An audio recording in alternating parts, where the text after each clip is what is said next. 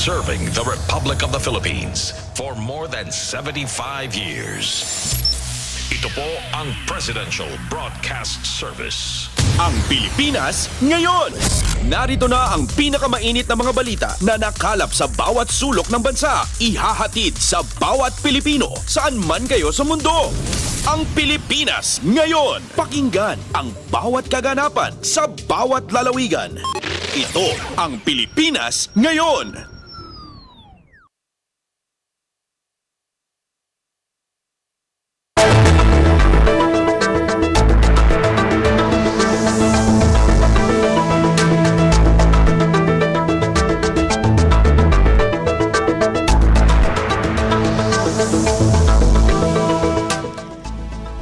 Magandang araw po sa ating mga tagapakinig. Welcome po muli sa ating programang Ang Pilipinas Ngayon.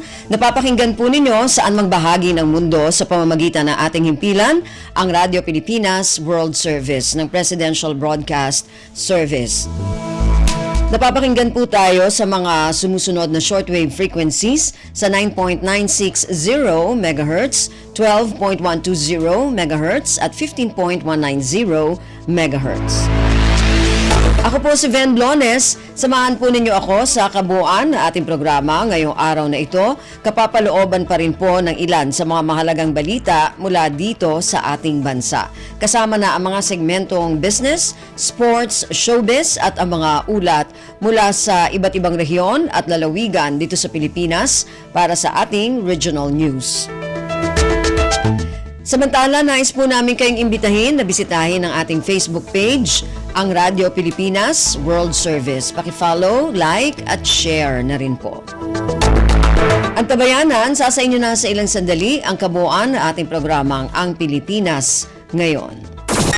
Kumpleto, detalyadong balitaan, di papahuli sa mahahalagang kaganapan. Kamustahin ang inang bayan, ang Pilipinas Ngayon!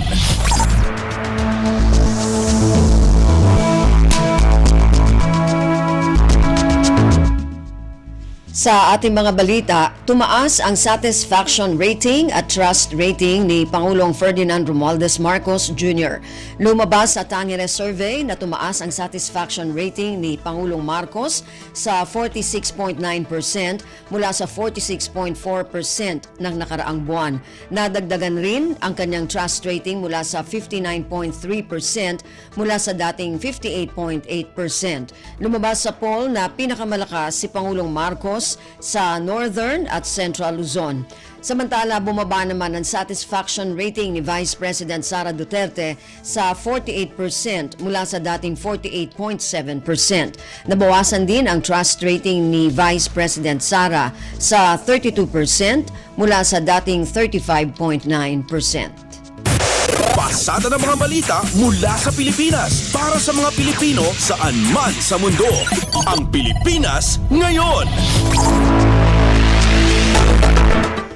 Pinuri at kinilala si Pangulong Ferdinand Romualdez Marcos Jr. ng mga international leaders sa matagumpay na pangunguna sa Asia-Pacific Minister Conference on Disaster Risk Reduction o APMCDRR. Isa sa mga humanga kay Pangulong Marcos, si UN Secretary General Special Representative for Disaster Risk Reduction at Head of United Nations Office for the Disaster Risk Reduction o UNDRR, Kamal Kishore. Ayon kay Kishore, ang nangyaring hosting ng Pilipinas sa UNDRR ay nagtatag ng pamantayan para sa pagsasagawa ng Asian Ministerial Conference on Disaster Risk Reduction. Sinabi ni Kishore na kahangahangang ehemplo sa mga pinuno sa buong mundo ang naging dedikasyon ni Pangulong Marcos sa nasabing kumperensya. Ang Pilipinas Ngayon, kasama si Ven Blones. Samantala, alamin natin ang ilan pang mga detalye kaugnay sa Asia-Pacific Minister Conference on Disaster Risk Reduction o APMCDRR at ang naging papuri kay Pangulong Ferdinand Romualdez Marcos Jr. ng mga international leader at ang isinagawang hosting ng Pilipinas sa nasabing kumperensya. Ang detalye ng balitang ito mula kay Raquel Bayan. Nakatanggap ng papuri ang Pilipinas at si Pangulong Ferdinand R. Marcos Jr. mula sa international leaders matapos ang matagumpay na hosting ng bansa sa katatapos lamang na Asia-Pacific Minister Conference on Disaster Risk Reduction na ginanap sa Philippine International Convention Center sa Pasay City. Ayon kay UN Secretary General Special Representative for Disaster Risk Reduction at Head ng UN Office for the Disaster Risk Reduction Kamal Kishore, ang Pilipinas nagtakda ng benchmark para sa conference na ito. Kinilala rin ni Kishore ang personal na involvement at commitment ni Pangulo Marcos sa paglaban sa climate change, pagpapagaan ng epektong iniiwan nito sa bansa at ang mga inisyatibo para sa disaster risk reduction. Kung matatandaan, ito ang kauna-unahang beses na nag-host ng Pilipinas ng international conference na ito. Dito nabigyan ng pagkakataon ng mga bansa sa Asia-Pacific na isulang ang koordinasyon, magpalitan ng best practice at magtatag ng mga kooperasyon para sa disaster risk reduction sa rehiyon. Ginamit rin ng Pilipinas ang pagkakataon upang bigyang diin ang posisyon nito sa usapin ng climate change at disaster risk reduction. Kung matatandaan, una nang ginanap ang conference na ito sa China, India, Malaysia, Korea, Indonesia, Thailand, Mongolia at Australia. Mula sa Malacanang, ito si Rakal Bayan para sa Radyo Pilipinas. Kumpleto, detalyadong balitaan, di papahuli sa mahahalagang kaganapan. Kamustahin ang inang bayan, ang Pilipinas ngayon.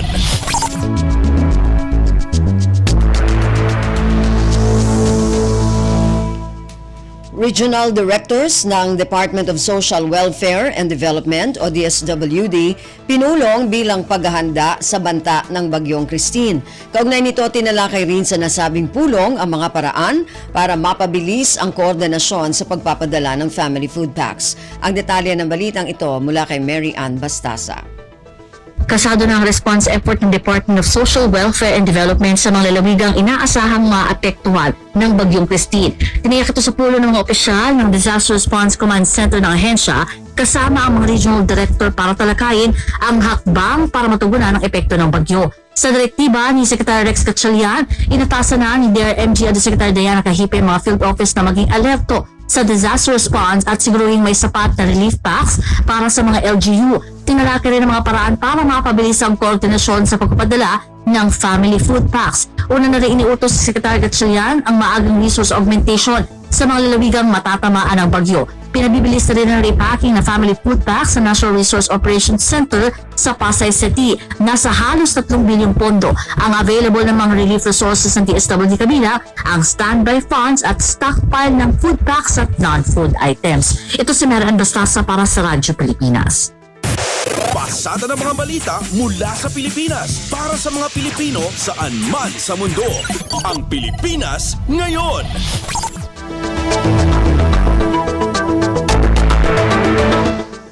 Nakapagtala na ang Department of Social Welfare and Development o DSWD ng inisyal na 1,813 pamilya o higit sa 2,300 individual na apektado ng mga pag-ulan dala ng Bagyong Christine. Sa ngayon, karamihan ng mga apektado ay nagmula sa Bicol Region at Sorsogen. Batay sa datos ng DSWD Disaster Response, Operations Monitoring and Information Center, hanggang alas 6 ng umaga ng Martes ay mayroon ng 184 na pamilya o katumbas ng 737 individual ang pansamantalang inilikas sa mga evacuation center. Kaugnay nito, tiniyak ng DSWD na sapat ang pondo nito para umayuda sa mga apektado ng pag-ulan. Sa kasalukuyan, mayroon pang kabuang 2.9 bilyong piso ang hawak na relief resources ng ahensya, kabilang ang stockpile ng food at non-food items, maging ang standby funds. Ang Pilipinas ngayon, kasama si Ben Blones. National Disaster Risk Reduction and Management Council o NDRRMC nakatakdang magpulong para paganahin ang mga kinakailangang National Response Cluster. Tatalakayin sa pulong ang paglalabas ng pinakahuling ulat ng panahon at travel advisories at ang pagpapagana sa National Response Clusters ng NDRRMC para sa agarang pagresponde sa sandaling lumala ang sitwasyon. Ang detalye ng balitang ito mula kay J. Mark Dagala. Nakikipag-ugnayan ang Office of Civil Defense sa iba't ibang hensya ng pamahalaan para sa maaga pagpagbibigay abiso sa publiko kaugnay ng Bagyong Christine. Katunayan, nakatagda magpulong ang National Disaster Risk Reduction and Management Council para sa kanilang pre-disaster risk assessment. Kabilang sa tatalakayin sa nasabing pulong ang pagkalabas ng pinakauling ulat panahon, gayon din ang travel advisories upang agad na magabayan ng publiko. Gayon din ang pagpapagana sa National Response Clusters ng MDRRMC para sa kagyat na pagresponde sa sandaling lumala ang sitwasyon. Batay sa pagtaya ng Department of Social Welfare and Development, nasa mahigit 33 milyon ang posibleng maapektuhan ng bagyo na inaasahang lalakas pa sa susunod na araw. J. Mark Tagala, Radyo Pilipinas. Kumpleto, detalyadong balitaan, di papahuli sa mahahalagang kaganapan. Kamustahin ang inang bayan, ang Pilipinas ngayon.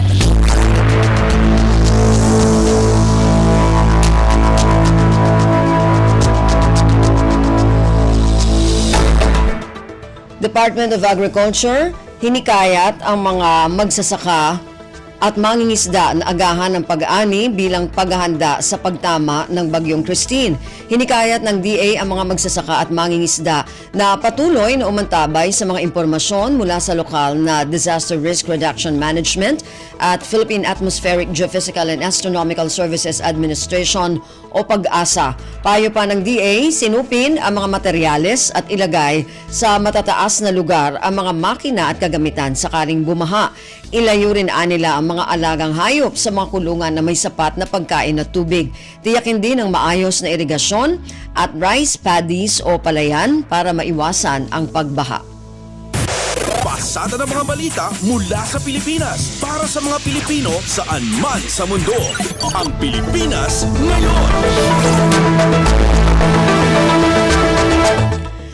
Mahigpit na binabantayan ng Department of Agriculture o DA ang posibleng epekto ng Bagyong Christine sa sektor ng pagsasaka. Batay sa pinakahuling pagtaya ng DA, maaring maapektuhan ng bagyo ang nasa 1.3 milyong ektarya ng standing crops sa Cordillera Administrative Region, Regions 1, 2, 3, 4A, 4B, 5, 8 at 13. Nasa 1 milyong ektarya dito ay palay ang tanim kung saan 14.53% ang nasa seedling at vegetative stage habang 44.50% naman ang nasa maturity stage. Mayroon ding binabantayan na halos 207,442 ektaryang taniman ng mais na 71% ang nasa maturity stage. Una nang inabisuhan ng DA ang mga magsasaka na maagang mag-ani ng kanilang mga pananim.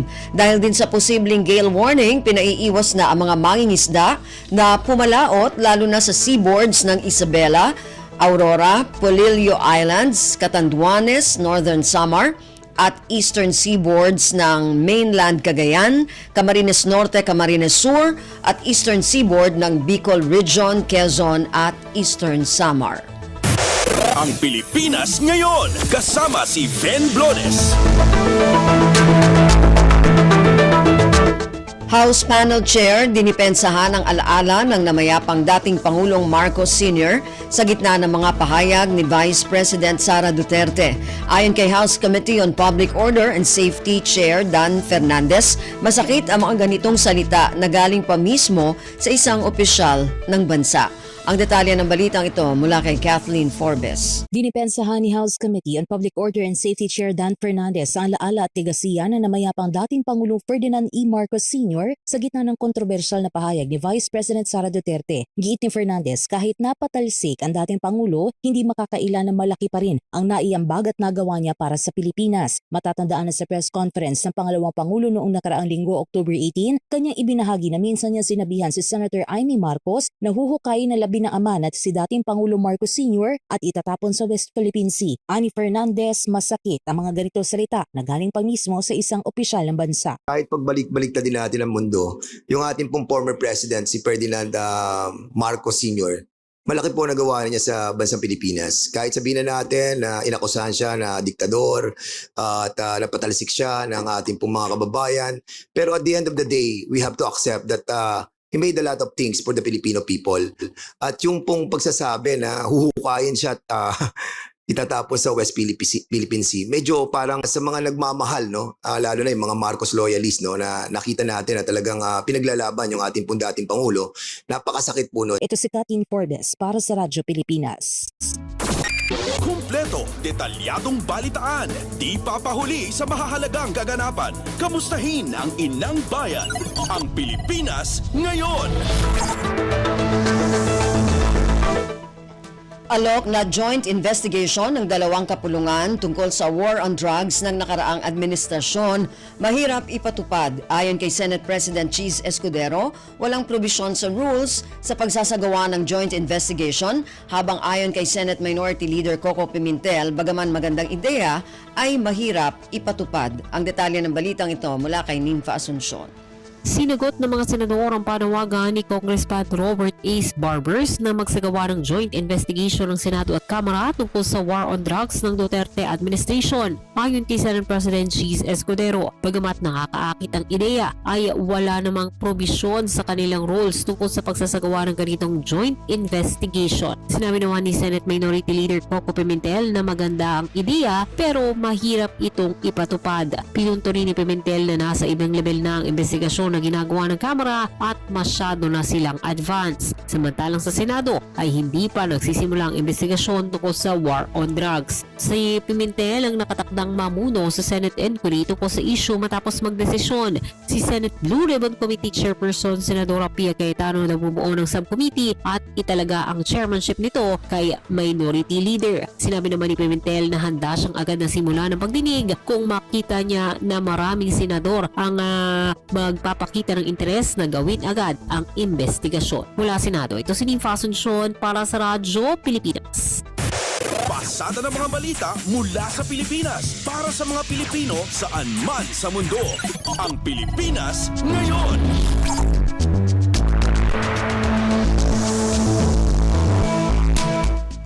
Mga guro at non-teaching personnel ng Department of Education o DepEd sa Leyte na abutan ng tulong sa pamamagitan ng ayuda para sa Kapos ang Kita Program o AKAP.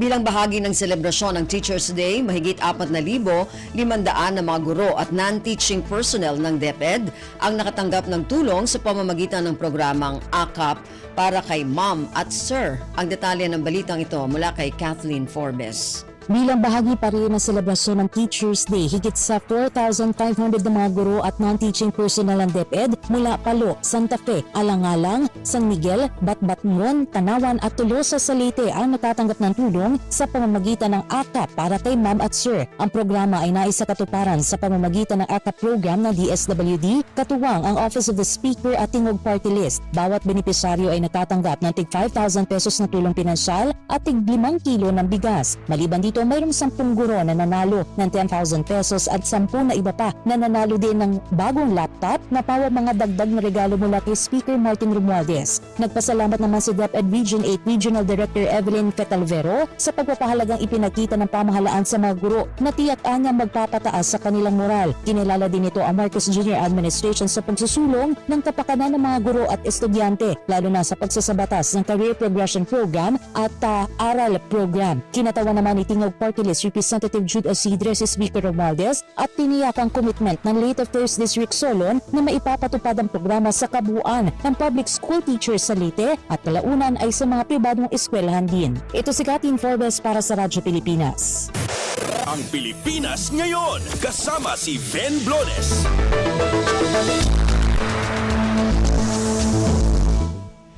Habang papalapit ang undas ay muling umapela sa publiko ang waste pollution watchdog na ban toxics na iwasan at bawasan ang pagkakalat ng basura sa mga bibisitahing sementeryo.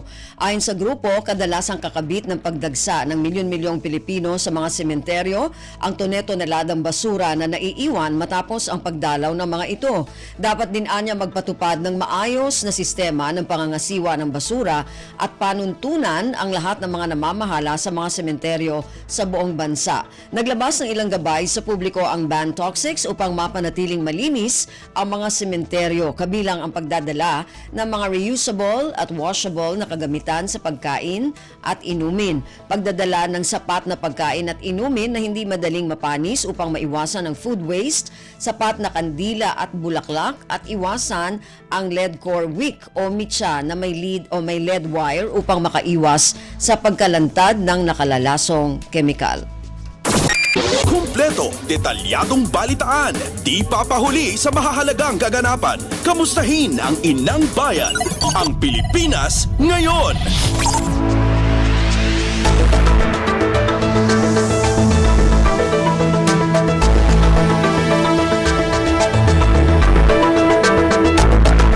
Narinig po ninyo ang ilan sa mga pangunahing balita mula dito sa ating bansa. Samantala, antabayanan naman po ang mga balita mula sa iba't ibang rehiyon at lalawigan dito sa Pilipinas para sa ating regional news.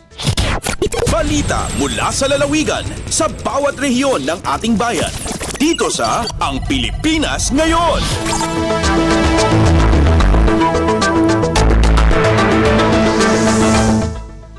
Dumako na tayo sa ating regional news. Unahin natin ang mga balita mula sa rehiyon ng Luzon. Mula sa Lawag, Department of Public Works and Highways, nakahanda na sa posibleng epekto ng Bagyong Christine sa Ilocos Norte. Ang detalye ng balitang ito mula kay Rani Dorilag. Inpakamo ni DPWH sa 1st District Engineering Office Engineer Glenn Miguel ang nakasagana dagiti kameng ti ahensya. Iti posible nga epekto ti Bagyo Christine. Iti panagisarsarita ti Radyo Pilipinas Lawag kini Engineer Miguel. Nagtalined dagiti kameng ti DPWH kadigiti sumagmamano lugar ng runa iti ili ti Pagudpud. Inbadad na nga dalata dagiti heavy equipments iti ahensya. Iti Sitio Bangkero Barangay Pansan iti ili ti Pagudpud. Inlalawag ni Engineer Miguel nga awan na pulos iti napasama ka paragrega iti daga iti nasa nga lugar ng ruda iti dimuprak ti Bagyo Julian. Patyan na narugnay aminen digiti nalukneng adaga. Sipod di napasama kadapig sa agingined ang nagsentro iti probinsya ti Abra. Inayon ni Engineer Miguel nga awan met ti posibilidad mapasama kiti paragregay ti daga iti kaabay paset ti bantay iti nasaw nga sitio. Nupikas na pinalagipan na digiti kameng ti DPWH ken biyahero nga ganad pailaeng iti nasaw nga sitio nang runa kit adati umay bagyo. Idagdamakit may patpatungpal pailaeng ti schedule ti panagdalan iti Sitio Bangkero gusto dino nga dati 30 minutos nga interval para iti panagdalan dagiti lugan ken iti panakaurnos iti nasao nga lugar. Manipod diti Radyo Pilipinas Lawag, Rani Dorilag para sa Radyo Pilipinas World Service. Balita mula sa lalawigan sa bawat rehiyon ng ating bayan. Dito sa Ang Pilipinas Ngayon. Maraming salamat, Rani. Yan ang ulat mula sa Lawag. Samantala, dumako naman tayo sa Agoo. 73 government at private institutions sa rehiyon ng Ilocos dumaan sa planning workshop para sa pagpapatupad ng healthy workplace. Ang detalye ng balitang ito mula kay Albert Kawile. Nangisayang ka ti Department of Health Ilocos Region, ti upat nga alda o planning workshop para iti panakaypatungpal iti nasalon at apagtrabahuan sa Diyay Siyudad ti San Fernando, La Union, itay nabiit. Itupulo kat talapan nakabagi manipod iti nadumado mga institusyon ti gobyerno kan pribado a sektor, ti nakipasat ka nangikari iti panagkumitda iti panggap ti programa A Healthy Workplace. Iti mensahe na impaganatgad ni Assistant Regional Director Prechel Tolentino, ti kinapatag tim nakaypasdag iti nasalon at apagtrabahuan, gapot ada ito iti mangpaado ti produktibidad ken panakapnag dagiti mangmanggad ken mangitandudo iti salunat ken kinatalgad ti puwersa ti panagtrabaho na ipamaysa ti aktibidad iti panakaitandudo ken panakaipasdak iti nasalunat a pagtrabahoan apakairamanan ti physical work environment, psychosocial environment, physical health resources ken enterprise community involvement. Ti planning workshop para iti nasalunat a pagtrabahoan ket kasuporta iti nagtitipon na ganwat ti DOH, Civil Service Commission ken Department of Labor and Employment amang ipay iti National Policy Framework on the Promotion of Healthy Workplaces ken kastamet ang maragpat iti panggap iti Universal Healthcare Baban iti Health Action Agenda No. 1 bawat manggagawang Pilipino ramdam ang kalusugan. Manipod RP Ago, Albert Kawile para Radyo Pilipinas World Service. Balita mula sa lalawigan sa bawat rehiyon ng ating bayan. Dito sa Ang Pilipinas Ngayon.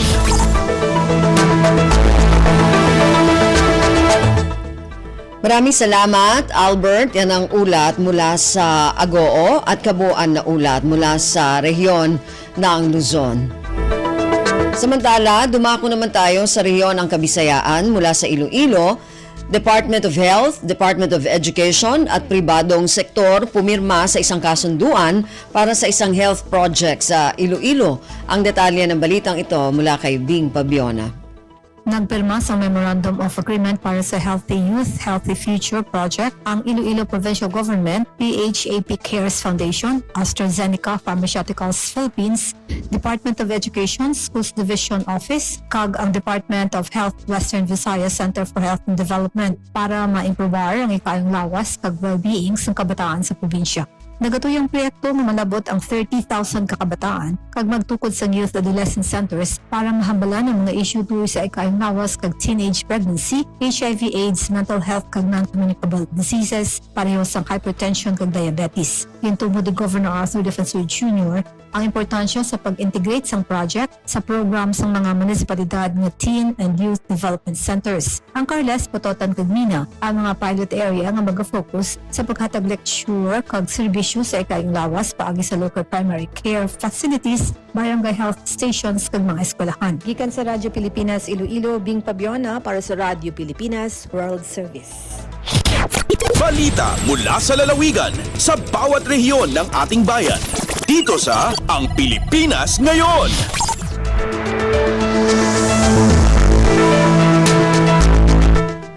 Maraming salamat, Bing. Yan ang ulat mula sa Iloilo.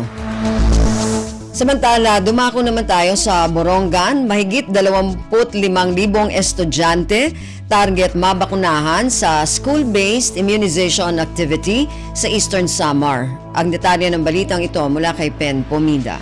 Andam na probinsya at Eastern Samar, pinaagi ton Provincial Health Office of Department of Health, hapakig sumpayan hiton DepEd, hapagbubuhaton nga special immunization activity, bakuna eskwela, kailarom hiton school-based immunization program, ina nga bulan hit Oktubre nga daan Nobyembre hini nga tuig. Hapakig himang rawhan Radyo Pilipinas kan Mark Greg Rodriguez, PHO Eastern Samar Provincial National Immunization Program Coordinator, iyagin sabi nga ini nga panbakuna, in para hiton mga estudyante ha grade 1, grade 4 nga kababayan 9 to 14 years old, ngan grade 7 lalaki ngan babae. Ang bakuna nga igahatag ka grade 1 o grade 7 amon measles, rubella o bakuna kontra T+, ngan tetanus diphtheria. Samtang ang grade 4 nga kababayan amon HPV vaccine kontra cervical cancer. Kasumpahini naabot na 24,534 nga mga estudyante habugos nga Eastern Samar itong target mabakunahan, pundiin ang grade 1 in 8,999, grade 7 10,352, samtang ang grade 4 nga kababayan 5,183. Tikang Radyo Pilipinas Borongan, inihipen Pumida para Radyo Pilipinas World Service. Balita mula sa lalawigan sa bawat rehiyon ng ating bayan. Dito sa Ang Pilipinas Ngayon. Maraming salamat, Pen. Yan ang ulat mula sa Borongan. Samantala, dumako naman tayo ngayon sa Sogod. Army Recruitment Office, Visayas, magsasagawa ng pre-entry examination sa Southern Leyte. Ang detalye ng balitang ito mula kay Aljon Malot. Gikatakdang magpahigayon ng pre-entry examination ng Army Recruitment Office Visayas sa Southern Leyte karong maabot nga buwan sa Nobyembre nining tuiga. Nasayran nga kinialang niya itong buot malakip sa Officer Candidate Course kon OCC o sa katuig nga training program sa Philippine Army. Gitaho nga himuon ang Service Aptitude Test karong Nobyembre 18 ug 19 ug sundan sa Army Qualifying Exam ug Special Written Exam sa Nobyembre 20 sa Southern Leyte State University kon Asalasi Sugod Campus. Mamahimong nga maka-apply ang natural born citizen adunay baccalaureate degree, labing minus 5 feet ang gitas-on, physically ug mentally fit, nagpangidaron og labing minus 20 anyos ug dili wala pa sa 27 anyos sa panahon sa oath taking ug walay kaso sa korte. Sa mga interesado, gikinahanglan nga magdala og college diploma, transcript of records, PSA birth certificate of government issued ID. Gikan sa Sugod, Southern Leyte, Aljon Malot para sa Radyo Pilipinas World Service. Balita mula sa lalawigan sa bawat rehiyon ng ating bayan. Dito sa Ang Pilipinas Ngayon. Maraming salamat, Aljon. Yan ang ulat mula sa Sogod at kabuuan na ulat mula sa rehiyon ng Kabisayaan. Samantala, dumako naman tayo sa rehiyon ng Mindanao mula sa Cagayan de Oro. Mga aplikante ng housing program sa lungsod ng Cagayan de Oro sumailalim sa Community Needs Assessment. Ang detalye ng balitang ito mula kay Kokoy Medina. Mukabat nga dos 450 ka mga aplikante sa housing program ng Dakbayan sa Cagayan de Oro ang mitambong sa Community Needs Assessment nitong adlaw Sabado, Oktubre 9 ning kasamtangang tuig. Ang kalihukan gipasigdahan sa City Housing and Urban Development Department or CHUD uban ang kadagkuan sa Socialized Housing Finance Corporation or SHFC. Si CHUD Acting Department Manager Cesar A. Pagapulaan Jr. may pasabot nga gipailawom usab sa orientation o interview ang mga aplikante aron makompleto ang ilahang mga requirements o makasugod na sa pagproseso. Kanunay gipahinduman ni Mayor Rolando Clarix Oy ang mga aplikante nga gipaningkamutan sa gobyerno nga matiman ang katawhan nga walay panimalay ilabi na ang mga informal settlers aron mahatagan og disintig panianan. Apan gipasabot sa mayor nga dili libre ang maong balay og ila kining ma-avail pinaagi sa tabang sa SHFC pero sa barato nga presyo. Alayon ni gipasalamatan ni Mayor Rolando Clarix Oy ang kadagkuan sa SHFC uban ang National Agency ilabi na ang pambansang pabahay para sa Pilipino program ni Presidente Ferdinand Bongbong Marcos Jr. Gikan din sa Radyo Pilipinas Cagayan de Oro kini si Kokoy Medina alang sa Radyo Pilipinas World Service. Balita mula sa lalawigan sa bawat rehiyon ng ating bayan. Dito sa Ang Pilipinas Ngayon. Maraming salamat, Kokoy. Yan ang ulat mula sa Cagayan de Oro. Samantala, dumako naman tayo sa Zamboanga. Provincial Health Office ng Zamboanga del Norte patuloy sa pagsasagawa ng pagsasanay sa mga district hospital. Ang detalye ng balitang ito mula kay Bless Eboyan. Nagpadayon ang paghimo og Basic Life Support Cardiopulmonary Resuscitation o BLS CPR training sa Provincial Health Office sa Zamboanga del Norte Medical Center ilalom sa Health Emergency Management Services. Kaniadtong labay nga mga adlaw gibuhat kini sa Sergio Osmeña District Hospital sa Zamboanga del Norte. Tumong sa nahisgutang training nga mas mulambo pa ang kapasidad sa mga hospital service providers sa panahon sa panginahanglanon, pagresponde sa panahon sa emerhensya ug paghimo og patient referrals. Nasairan usab nga nang hinaot ang kagamhanang probinsyal nga madungagan ang kahibalo sa mga healthcare professionals sa parehong public o private nga mga healthcare facilities nga nag-operate sulod sa province-wide health system. Ang BLS CPR training padayong pagabuhaton sa uban pang mga district hospital sa tibuok probinsya sa umaabot pa nga mga adlaw. Gikan diri sa Radyo Pilipinas Zamboanga kini si Bless Eboyan para sa Radyo Pilipinas World Service. Balita mula sa lalawigan sa bawat rehiyon ng ating bayan. Dito sa Ang Pilipinas Ngayon.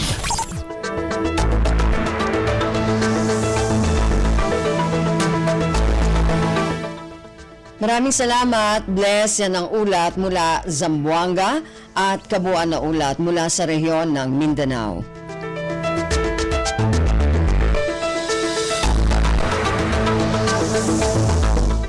Narinig po ninyo ating regional news para sa araw na ito, kalipunan ng mga balita mula sa iba't ibang rehiyon at lalawigan dito sa Pilipinas. Samantala, antabayan na naman po ang ating mga segmentong business, sports at showbiz.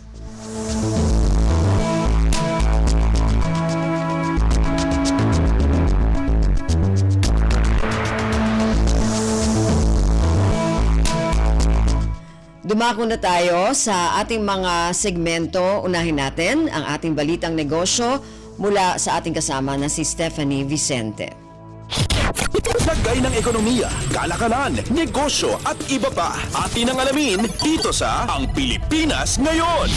Magandang araw, narito tayong muli para sa segmentong Balitang Negosyo at Kalakalan. Posibleng lumago ang ekonomiya ng Pilipinas ng 6 hanggang 6.5% sa ikatlong quarter ng taon. Ito ay ayon kay Rizal Commercial Banking Corporation o RCBC Chief Economist Michael Ricafort. Inihayag ng ekonomista na nakatulong sa paglago ng ekonomiya ang seasonal increase sa importasyon, manufacturing at iba pang production activities bilang paghahanda sa mas mataas na demand ngayong holiday season. Gayunpaman sinabi Sinabi ni Rica Fort na ang offsetting risk factors ay kinabibilangan ng mga bagyo at La Nina na maaaring maging sanhi ng ilang disruptions sa business at iba pang economic activities. Ang ekonomiya ng bansa ay lumagon ng 6.3% sa ikalawang quarter ng taon. Ang third quarter gross domestic product growth data ay ilalabas ng Philippine Statistics Authority o PSA sa unang linggo ng Nobyembre. Lagay ng ekonomiya, kalakalan, negosyo at iba pa. Atin ang alamin dito sa Ang Pilipinas Ngayon. Sa iba pang mga balita, bibigyang pansin ng Department of Agriculture o DA ang paghikayat sa mga mamumuhunan upang mapalakas ang sektor ng abaka, kawayan, mangga at seaweed na lilikha ng mga trabaho. Ayon kay DA Secretary Francisco Tiu Laurel Jr., ang naturang mga sektor ay mahalaga sa pagpapalago ng ekonomiya ng bansa at sa paglikha ng mga trabaho. Ito aniyang dahilan kung kaya nais ng pamahalaan na patatagin ang pakikipag-ugnayan at pakikipagkolaborasyon ng Pilipinas sa Food and Agriculture Organization o FAO. Idinagdag ng kalihim na nagpakita ng interes ang mga potensyal na partner ng Pilipinas na maaaring makatuwang nito sa kanilang mga isusulong na hakbang. Ito'y matapos makipagpulong si Secretary Tiu Laurel kay Dr. Chu Dong-yu, Director General ng FAO, upang mapalakas ang posibleng kolaborasyon nila dito, partikular na sa agricultural development at food security. Lagay ng ekonomiya, kalakalan, negosyo at iba pa. Atin ang alamin dito sa Ang Pilipinas Ngayon.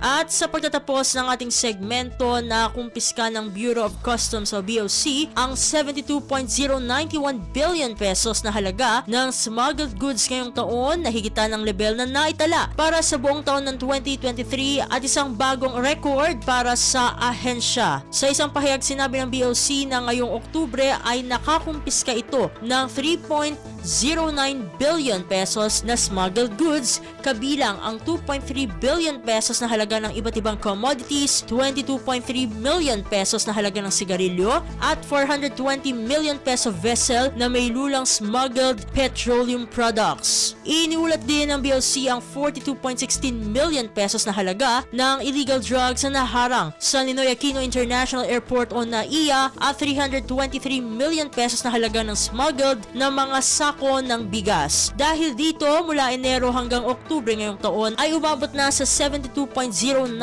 billion pesos ang halaga ng smuggled goods na nakumpiska ng BOC, tumaas mula sa 43.29 billion pesos na naitala sa buong taon ng 2023.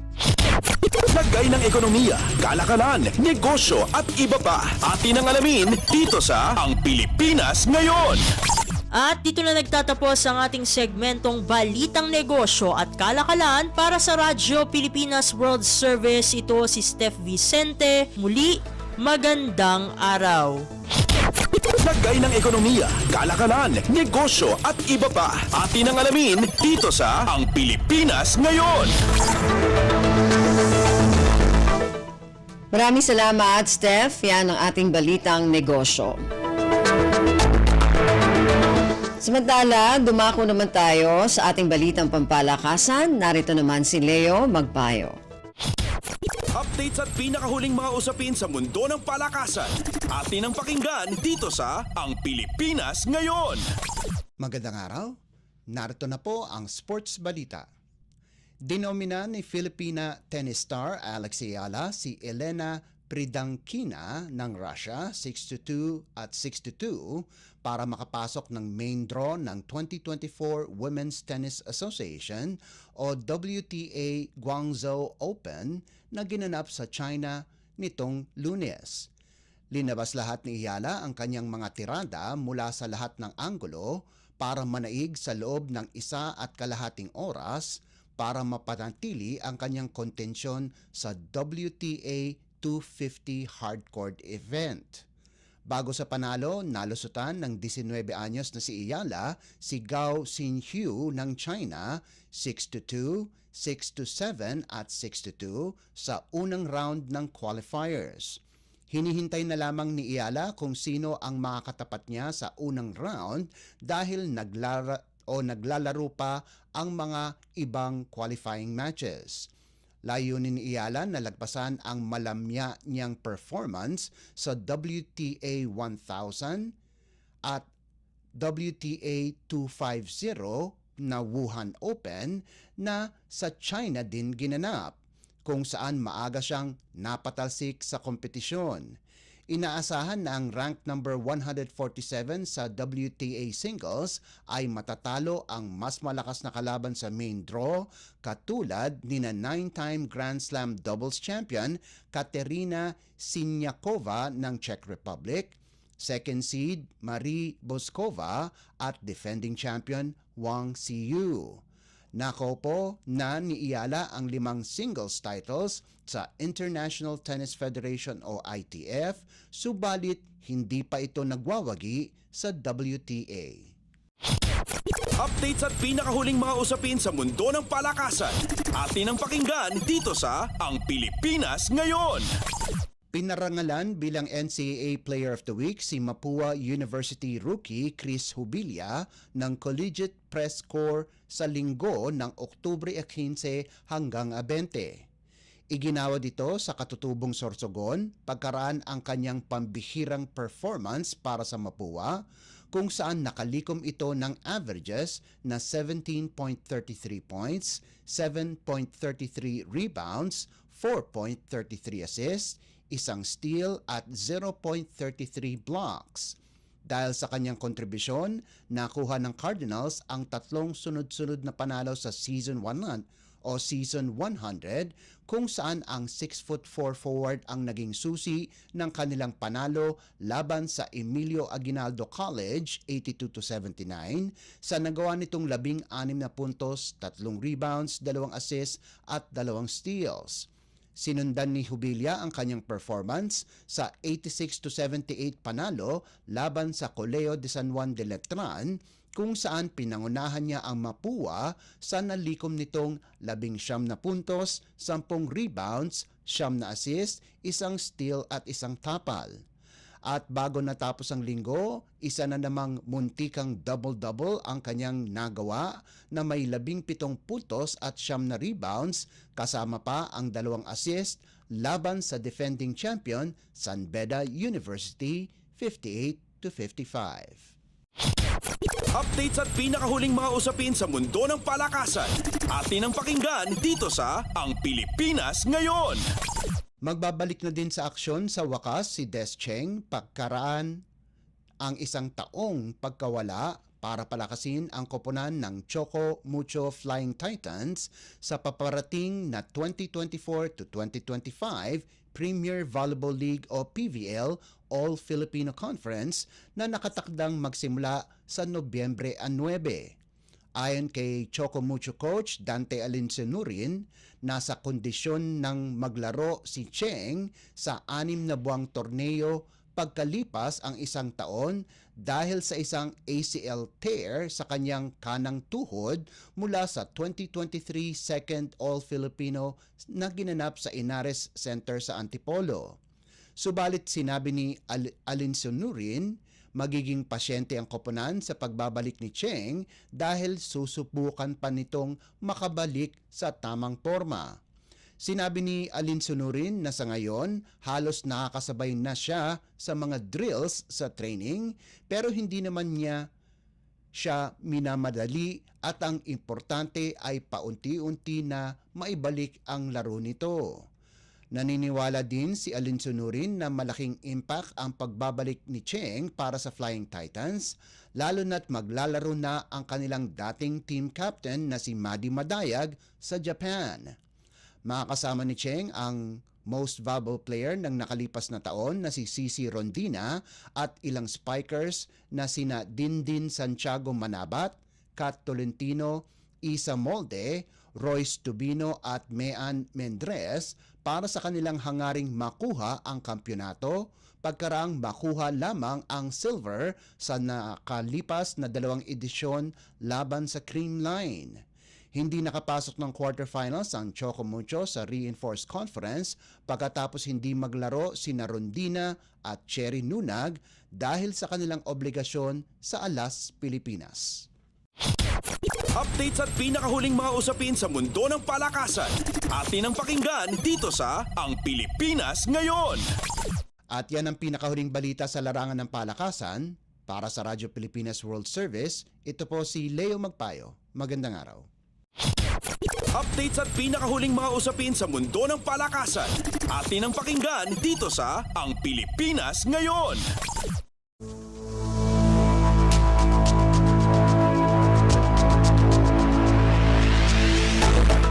Maraming salamat, Leo. Yan ang ating balitang pampalakasan. Samantala, para sa mga nag-aabang ng mga chismis mula sa mundo ng showbiz, para sa ating showbiz balita, narito naman si Mama JT. Ang latest, ang hottest sa showbiz and entertainment. Heto na sa Ang Pilipinas Ngayon.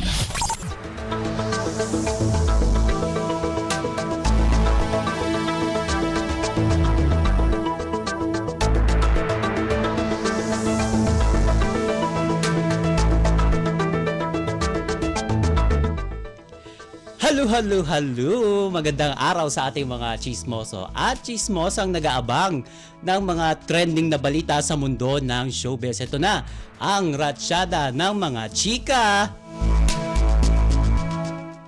Lumipad na patungong Mexico ang ating pambato sa Miss Universe 2024 na si Chelsea Manalo upang subukang sungkitin ang corona. Susubukang iuwi ni Chelsea ang ikalimang corona ng Pilipinas sa Miss Universe na gaganapin sa susunod na buwan sa Nobyembre 16. Ang preliminary and national costume competitions naman ay gaganapin sa Nobyembre 14.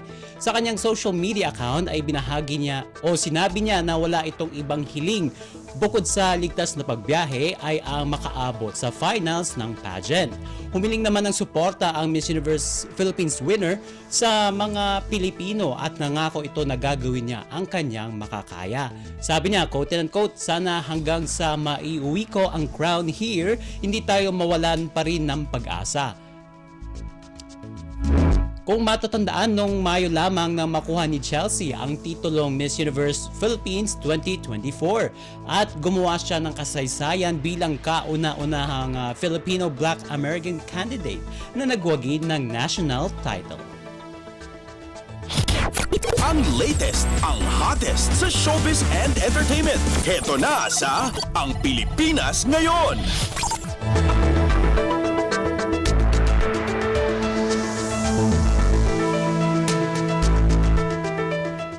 Sa iba pa natin chika for today, ibinahagi ng celebrity at singer na si Maymay Entrata ang kanyang naging journey upang maging isang actress at isang singer. Pag-amin niya, quote and unquote, "My journey has been exciting and at the same time nakakakaba. Lalo na po yung pinakauna, hindi ko po kasi alam kung ano yung gusto ko, ano yung field na kung saan ay magiging masaya akong gawin." Pagdadagdag pa niya, pero okay lang pala yun as long as you keep trying and learning different fields like acting, singing, dancing. Eventually, you will know what you want talaga. And I am so blessed talaga that I finally know what I want, and that is performing music and acting. At syempre nagpasalamat naman si Maymay dahil pareho niyang nagagamit ang talento nito sa pagkanta at pag-arte upang ikonekta ang emosyon sa bawat awitin na kanyang ginagawa. Sabi niya, quote and unquote, "Number one sa puso ko yung music pero I am always thankful sa acting. Because of it, I am able to connect with my emotions dun sa music. So it's easier kung paano ko ipaparamdam sa mga listeners yung music na meron ako while I'm performing." At ibinahagi rin ito na nagsusulat na ito ng mga kanta mula pa noong bata pa siya at noong nasa Pinoy Big Brother siya. At syempre nakapag-release na ito ng kanyang unang sariling music composition. Ito ay ang kantang Baliw. At kahit na sidetrack ang ama kabugera singer dahil sa kanyang acting projects, ay tiniloy pa rin ito ang pagkanta at nakatakda itong mag-release ng kanyang track para sa kanyang upcoming album. Sabi niya, quote and unquote, "Very happy po ako talaga kasi isang kanta doon sa upcoming album ko po ay kinompose ko po. So sobrang excited ako and sobrang happy ako at mas na-enjoy ko ulit na magsulat ng mga kanta." Sabi niya.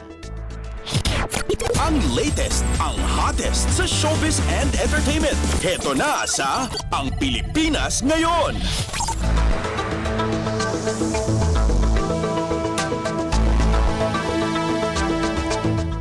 At sa uli natin, chika, for today, lisensyadong doktor na ang isa sa mga miyembro ng OPM band na Lola Amor na si Angelo Messina.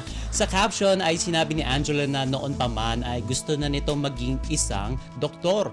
Kalakip din sa picture sa social media post na nakasuot ng medical uniform at may screenshot pa ng kanyang pangalan na mula sa listahan ng mga nakapasa sa October 2024 Physician Licensure Exam. Proud na inihayag ng banda sa kanilang post, quote-unquote, "Our boy made it." At wika pa dun sa nasabing post ng banda, everyone say, "Congratulations Doc Messina for passing the boards." At syempre, ilan lamang sa mga sikat na kanta ng Lola Amor ay ang Fallen, Maybe Maybe, Umiinit, Namimiss Ko Na at ang pinakasikat na Raining in Manila. Ang latest, ang hottest sa showbiz and entertainment. Heto na sa Ang Pilipinas Ngayon.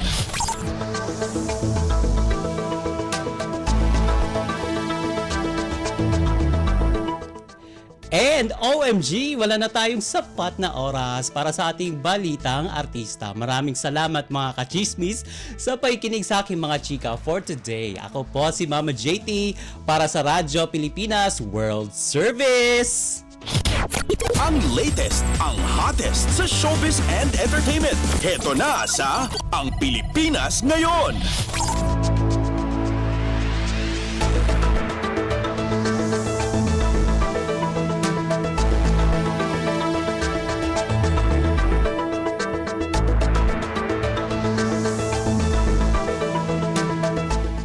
Maraming salamat, Mama JT. Yan ang ating showbiz balita.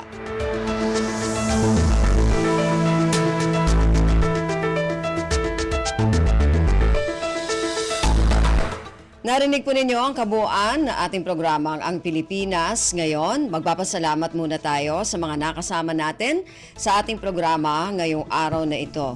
Maraming salamat sa mga kasama natin sa ating technical side, kina Milo Jonella, Susan Naison at Anthony Pimentel. Maraming salamat din sa ating executive producer ngayong araw na ito, kay Jerome Toledo, sa mga nakasama natin sa ating mga segmento ngayong araw na ito. Para sa ating balitang negosyo kay Stephanie Vicente, sa ating balitang pampalakasan kay Leo Magpayo, sa mga kasama natin na nag-ulat mula sa iba't ibang rehiyon at lalawigan dito sa Pilipinas, para sa ating regional news at sa ating station manager na si Mr. Ray Sampang.